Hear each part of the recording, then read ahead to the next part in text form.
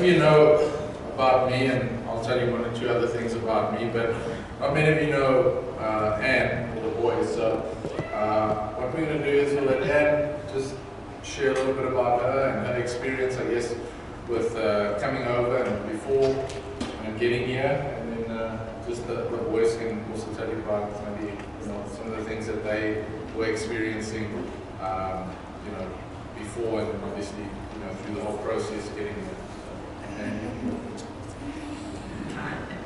So it's nerve-wracking when your husband comes to you and says, "Yeah, I'm applying for a job in Canada," and that's what he did. But I was like, okay,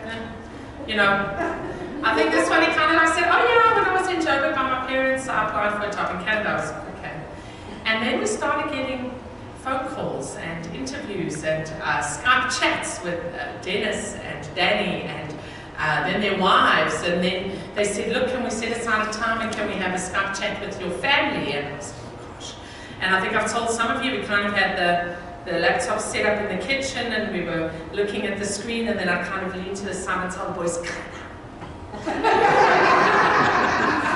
and smiled sweetly at the screen, and then I was, so that was the dynamic of our household, and the boys were kind of like, "Why must I?" Because I rushed home from one function to talk the one night, and Aidan and I were at the school function, and I said, "We've got to get home. Dad's going to be phoning them over there." So Aidan was like, "Why do we have to go home?" and all like that. And so we went home and we weren't really sure, and then we had the big Skype chat with the church. And that was before any decisions had been made. So some really tough questions came up. I think Paula was one. What happens if you apply for your permanent residency and you can't go home? And are you ready to leave your family? And I was like, oh gosh, I haven't thought about all this. Yes, that sounds great. That's wonderful. How do you guys feel about snow? Oh my gosh, how much snow is there? Yeah, that's great. So it was quite an interesting process going through the whole thing. And then when Sherman finally came to it and said, "Look, I got phoned, I've got the job, this is really exciting for all of us, I've got to let them know if I want the job, so we're going to take a bit of time to pray about it and think about it." So before we make any big decisions, our family's process is to pray. We fast as well. We don't like to, I'd love to be one of those who do like a week-long fast, but I haven't developed that discipline, but we'll do like a sun-up to sundown fast.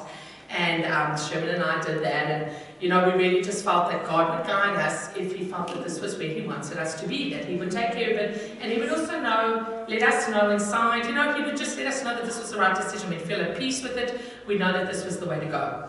So we took our time to do that, but in the meantime we sat the boys down at home, and I'll never forget that day. I know exactly where they were sitting, and we had them each on a couch, Aidan, Keegan, and Ethan, between Sherman and I. And Sherman said, "Okay, well boys, what do you think about it?" And Aidan responded first, and he's like, no, I don't really want to go. I'm quite happy at school, I like my friends, I've just gotten settled, I don't want to go. But you're not going to care because you're going to make the decision anyway, aren't you? So Sherman said, "No, well, we're not, Aidan, we're going to take this time, we want your input. It's a family decision, but we're going to talk to God about it and we're going to see." And then Keegan was like, "Yeah, it could be good." Yeah, we were like, yeah, it could be good to have some new friends, and I miss people here, but it'll be exciting. And Aidan's like, "You don't have friends." And then they had a bit of a between them. "Yes, I do. Well, I've had friends for longer." "No, I haven't." And in all this commotion and us trying to keep the emotions at bay, but listen to them intently, we forgot the little one between us. And eventually he's like, "Hello." And we're like, "Yes, Ethan, what do you want to say?" He goes, I don't mind. I don't care as long as I'm with you." And that was so sweet. Was that, did I say it right, Sherman? He said, "Yeah, I'll go wherever as long as I go with you." And I thought, isn't that just so typical? And I think Ethan expressed what we felt. Oh, I'm getting emotional. I think what he expressed was what we felt. Anywhere we go, with God, we'll go.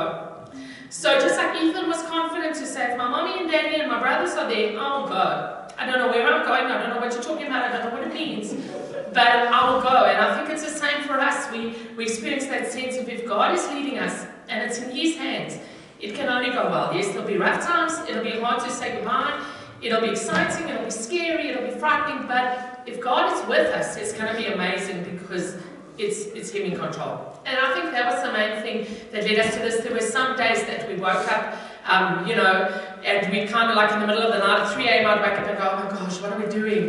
Are we doing the right thing? And Sherman would like go and shower, and then he'd come out and he'd sit on the bed and he'd be like, oh my word, this is huge.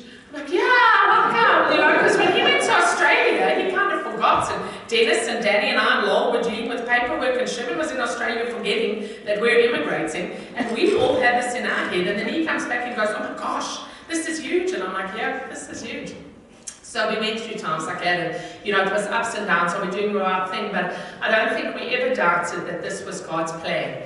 And certainly when we dealt with Connie and Lowell and Dennis and Danny and just everything, I mean, I said to Sherman today when I said, you know, what are we going to say? I said, you know, I had a very strong recollection, and you can forget so quickly. That's why I loved Corey's opportunity to just be thankful and think, because sometimes you forget things, you know. Only when you talk about them, you go, yeah, that's what it felt like, that's what it was like. And I distinctly remember a day we were by my parents' plot in Johannesburg on holiday, and they live out in the bush, so the signal is awful, and we needed to phone the lawyers and Lowell, but there was no signal. So we got into our car, and it was winter in South Africa, which is nothing like winter in Canada, but it was still winter and cold over there. And we got in the car, and we drove out on my parents' land until we were sitting signals. Stop! So Sherman stopped the car, we put on the heater, and then we sat. And we phoned the lawyer, and this was a few times that we've been phoning, and Lowell had been on them. You all know that Lowell is really good at stuff, and he'd be like, I'll phone them tomorrow, and he would phone them tomorrow.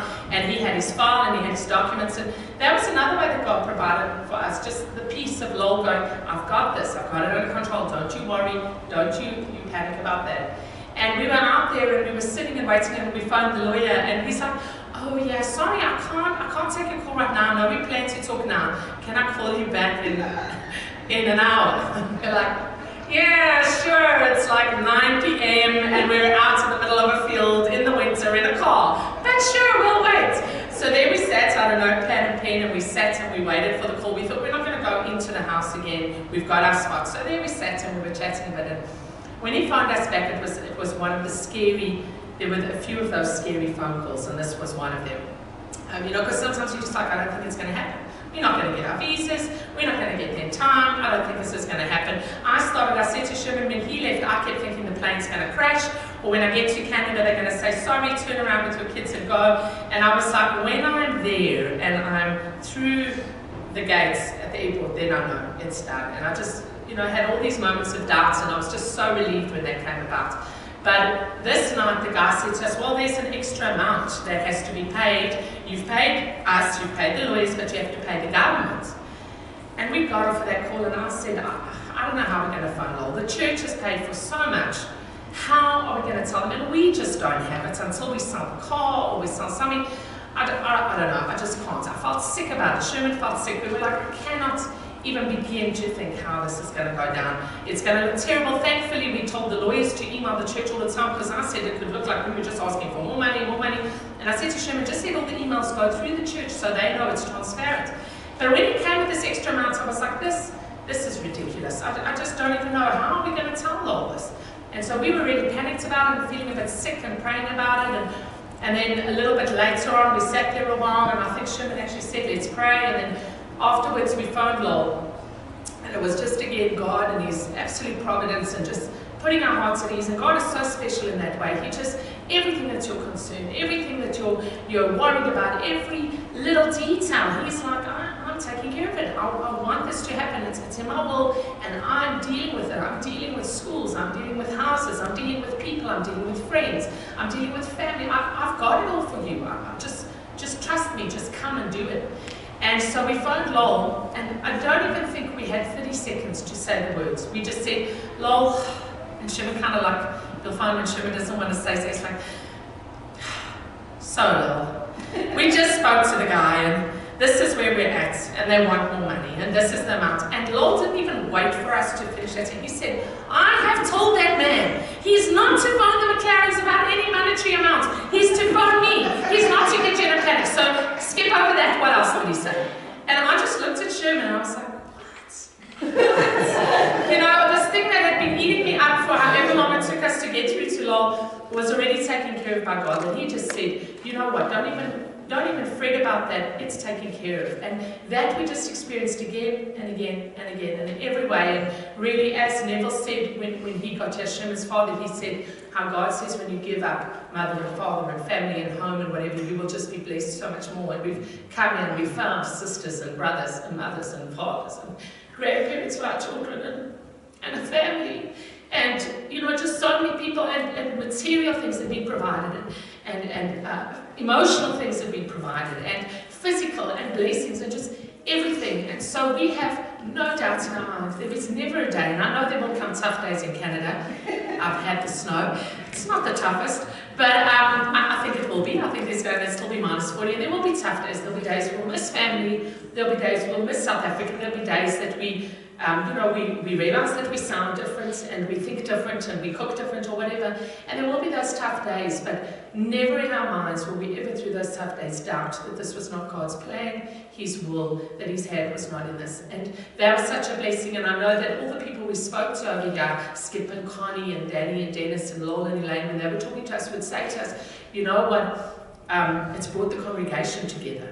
You know, in such a way that even if for some unforeseen thing you couldn't come, the thing that it has done for our congregation has brought us together with one task and one mission and one plan, and that has been so powerful and such a blessing. And so we really pray that we won't lose that sense, that initial thing that brought us together, that we'll work on more projects like that united. You know, it's not to bring the McLarens from South Africa now, but it's something else, that we'll work on the next thing, that we'll put together. And so many people email me, I'm still trying to figure out now faces, connecting them with stories, and people would message me and say, I haven't met you yet, but I'm from here, and I want to talk to you. I know Heather did. I was like, when I got, after the first few weeks, I'm looking on my Facebook friends, I'm like, oh, that was who told me about that, Paula, and Kim Bai, and I was like, oh, that's those people, they've been in touch with me. So that was really special as well, and just thank you guys so much. And yeah, that's it. We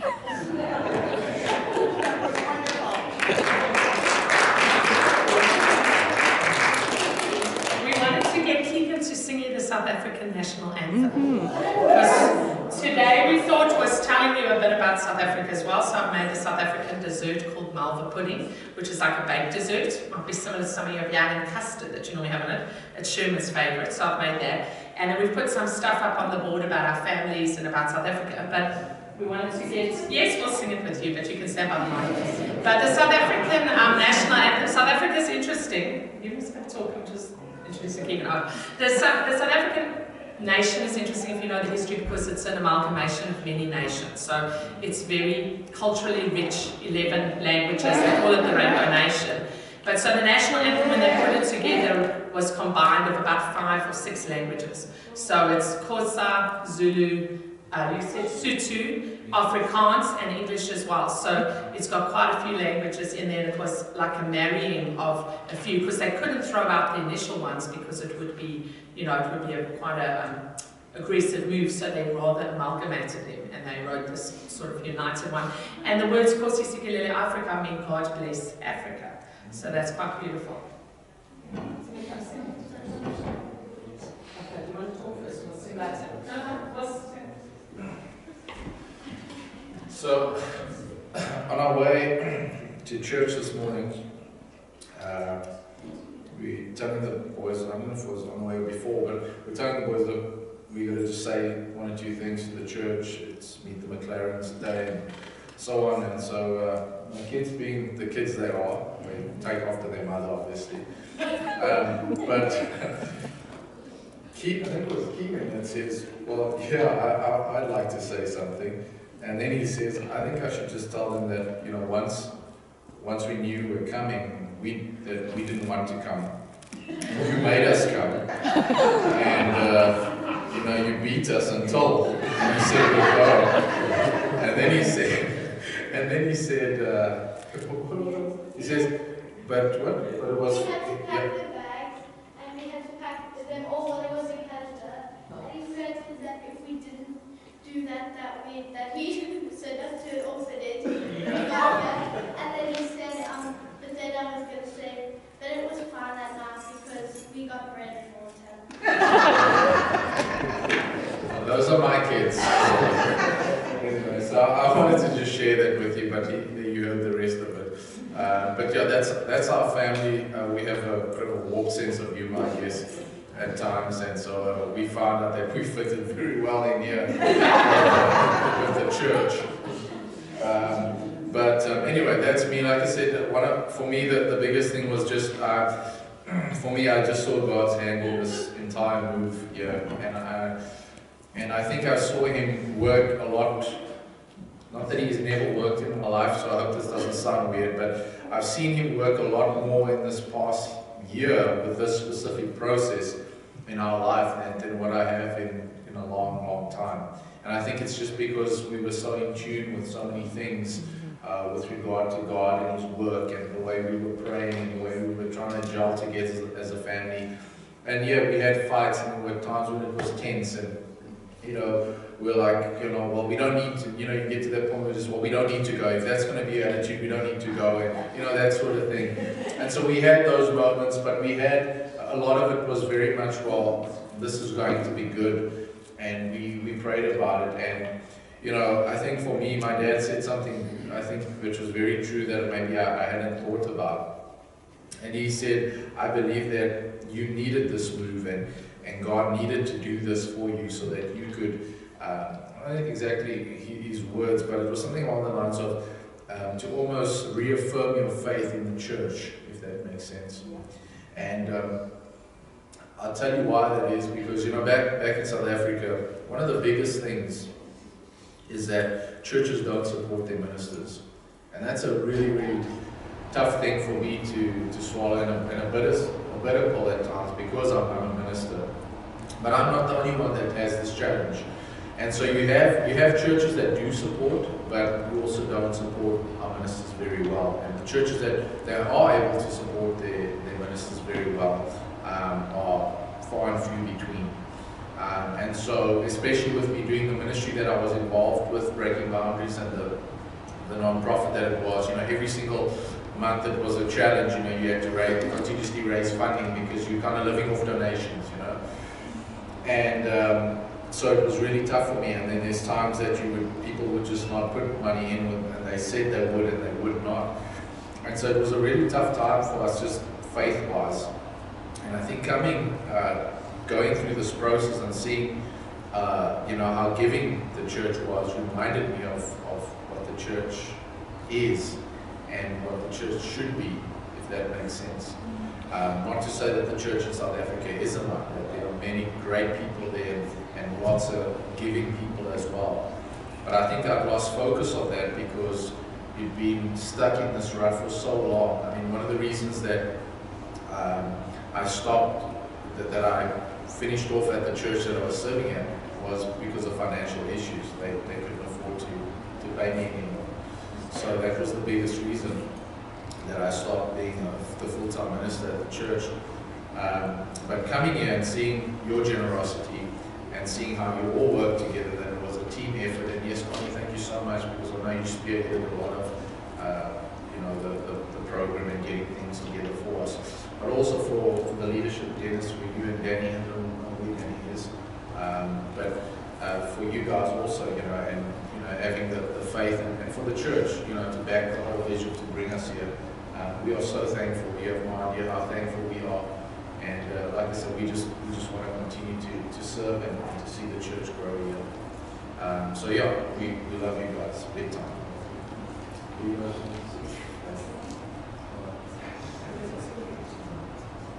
Oh, yeah, well, do you want to do question and answers, or do you want to sing first? I'm not sure if we said, okay. It's like the Von Trapp family singers. You guys try? You guys. No, you guys say. Sherman doesn't realize, because in South Africa they don't play the national anthem as often as you do at every hockey game every morning at school. So we were at Keegan's school and suddenly everyone stood up and it was okay. Right. Yeah. Ready? Okay. Kosi sikeleni Afrika, malupakami supondowayo, Israeli mitanda so yetu, kosi sikelela tina nisapowayo, mure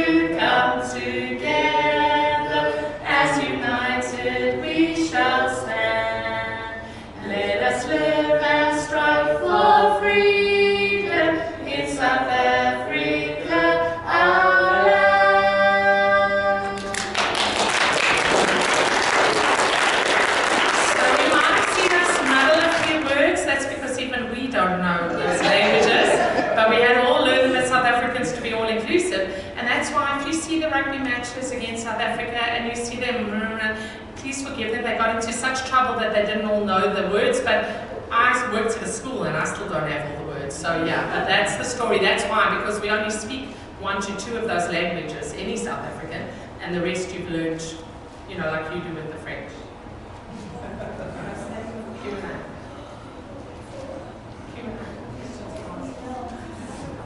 Any questions that you might want to ask her? I want to hear some stories from the boys. Stories from the boys. What kind of stories do you want to hear? Their experience. Oh yeah, when we arrived it was very hot. I loved the weather, it was very nice. Yeah, as you know, I arrived in my shorts, short shirt, enjoyed it. Normal. It's very casual, minus 50, minus 20. That's nothing. That's what we were told, that's nothing. The colder is coming, it's still coming, don't worry. Then like a few weeks later, they were like, it's cold, so we're like, okay, now we're all the same, so it's fine. Yeah, no, really. School. Oh yeah, school's been pretty good. It's been good, yeah, it's similar. Yeah, I took grade 9 again because it's like 6 months or so till the end of semester 2. So we were thinking it would be pointless if I do grade 10 and then 6 months it's into grade 11 and I might fall behind or whatever. So we just did grade 9 again, so I know I've done the work and I'm doing better here anyway, so that's good. So yeah. Oh yeah, I'm starting rugby tomorrow, and then I'm not going to be playing any matches this year because I'm grade 9 and you're only allowed to play 3 years of rugby in high school. So I'm going to be just practicing with them and being in every game, but then I'm also going to be playing for the Titans. But we don't know what, not we, but the teachers there, I'm unsure about what age group to put me in. Because I'm going to be 16 when they start, and they have an under 15 team and under 17 team. So they're going to see what's better for me and what will benefit me the most, so we're going to decide between that. So I have practices on Monday, Tuesday, and Thursday. So yeah. Thank you, Lee. Sure. What do you like the snow? You're most excited about snow. Yeah, good. Well, when we first got here, I didn't see the snow, but when we went outside, Auntie Connie and Uncle Russell were waiting for us. Then we loaded our suitcases, and then I fell asleep in Auntie Connie's car. And then when we got to our house, I jumped out of the car and I was drowsy, and then I touched the snow and I'm like, it's so cold. Then I went inside and then I just lay on the floor in front of the fire. And then I went down to my room and Auntie Connie showed us the room and I just fell asleep. Yeah, for the first 3 days. So my dad came to the church and he was working here, obviously, and then that whole time I was just playing in the snow, making snow angels and throwing snow at Aiden. What time you ran out in the snow with bare feet? Oh yeah, I ran out in the snow with bare feet. Because I said, it's not cold, and then I jumped outside and then I ran back inside immediately.